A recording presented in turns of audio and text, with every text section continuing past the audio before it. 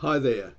I want to talk to you in this video about how I coped with alopecia. About 28 years ago, I found that my hair was starting to fall out. I used to have a full head of hair and a beard, and one day it just started falling out. I don't know how it started, but I went to my local hairdresser and I said, well, my hair's falling out, what's the story here?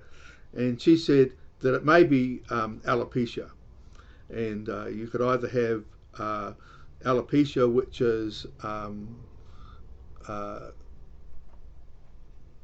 temporary, or alopecia, which is total, alopecia totalis. Hang on a minute, I'm just going to shift my camera so I'm sort of centered a bit the other side now. Anyway, I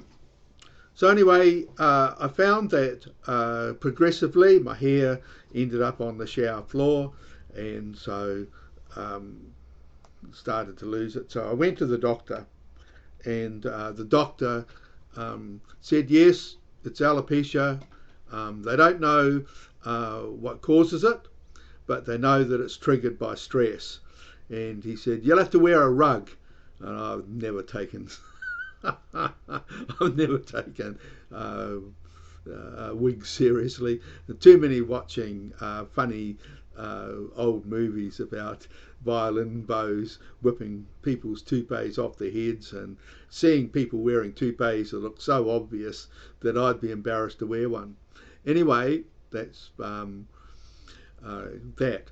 Anyway, so my hair progressively fell out, and I remember one day I had a big bald patch on the back of my head, and I was teaching at the time. I had a class teaching of secondary school students, and so I turned around to the blackboard and I heard a couple of students sniggering away at me, and so I turned around and I said, I've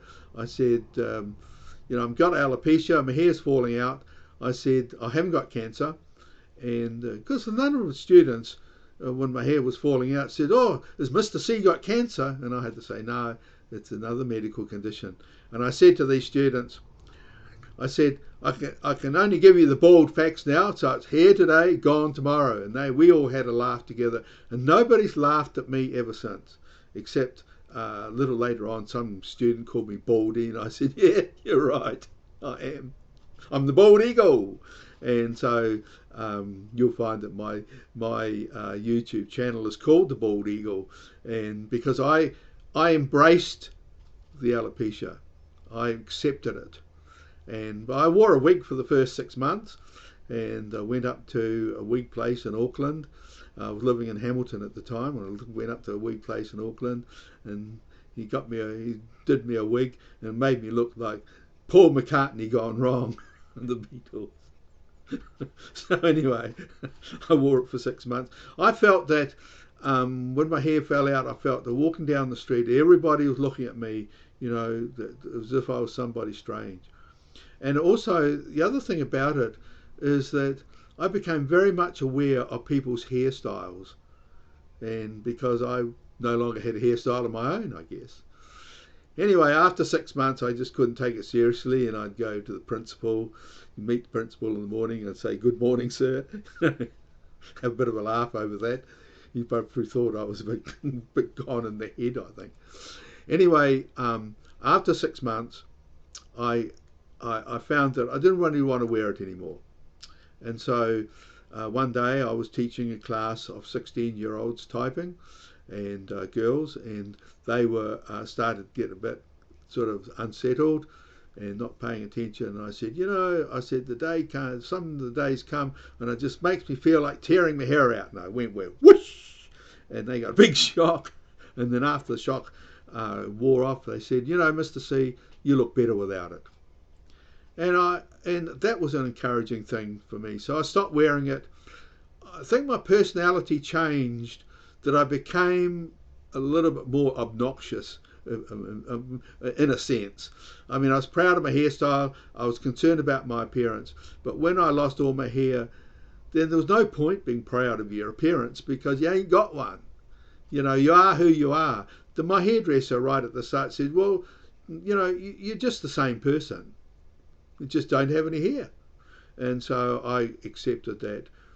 And I found that people just accepted me for who I was. And actually, when I moved cities, moved from Hamilton to Auckland, I found that everybody who knew me just knew me without any hair, and they just accepted me as I was. And they got a shock when I showed them photographs of me when I had my hair and beard, and they couldn't believe it was the same person.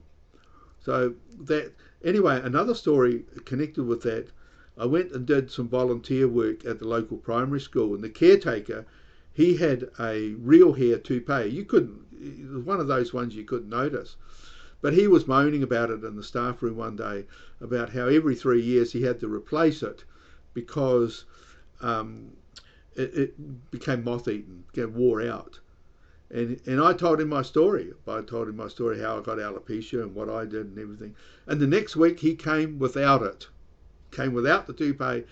And, his personality changed. And instead of being somebody who was always tentative and sort of, he became quite outgoing sort of a person, jolly, joking, and not concerned about his appearance at all.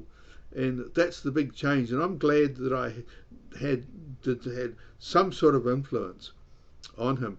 I know I always have to wear a hat because I have to be careful not to get the dome sunburnt. But I think that karma, what goes around comes around. When I was young, when I was in my early 20s, I worked at the Ministry of Works in Palmerston North, and we had an engineer who was a bald fella, and I used to give him a lot of cheek, and I used to call him Mr. Desert Head or Mr. Chrome Dome. Well, I got a chrome dome now, and I was seeing in the newspaper not long ago they had in the comedy section they had different nicknames of people.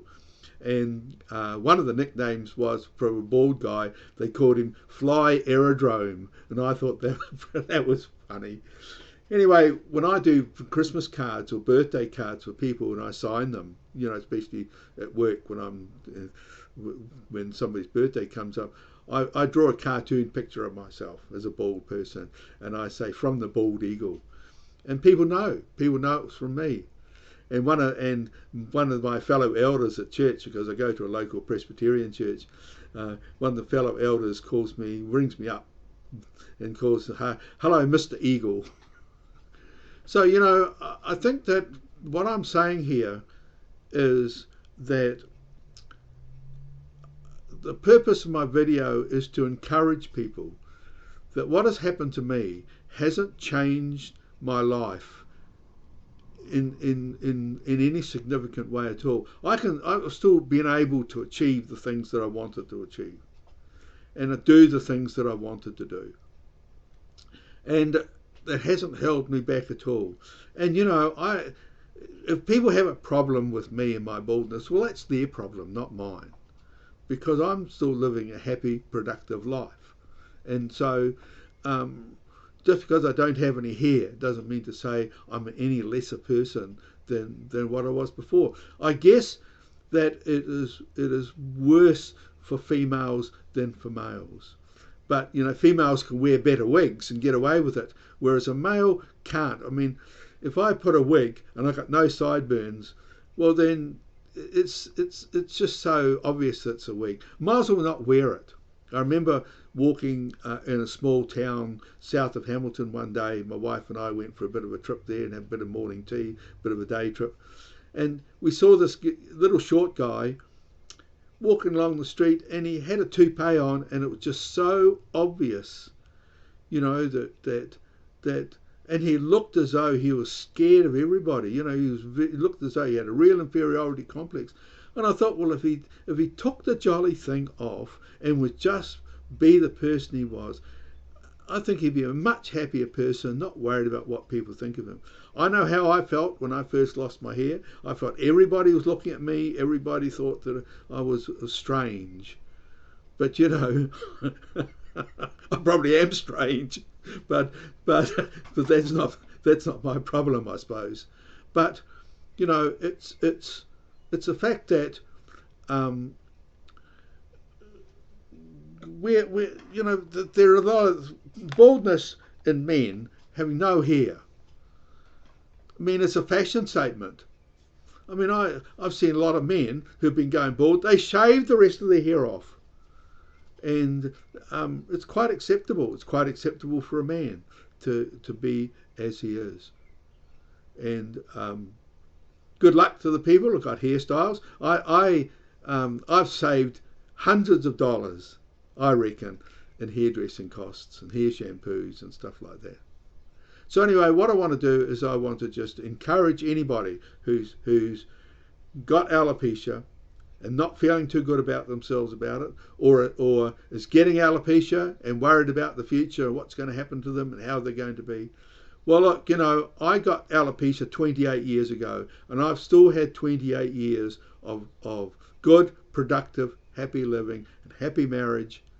And, that's what I want to say to you. So be encouraged. Anyway, that's, I must see if I got the camera right in front of the screen, so I've got to when I click off. But anyway, if you like this video, just press the like button and subscribe to my channel. Okay, good luck.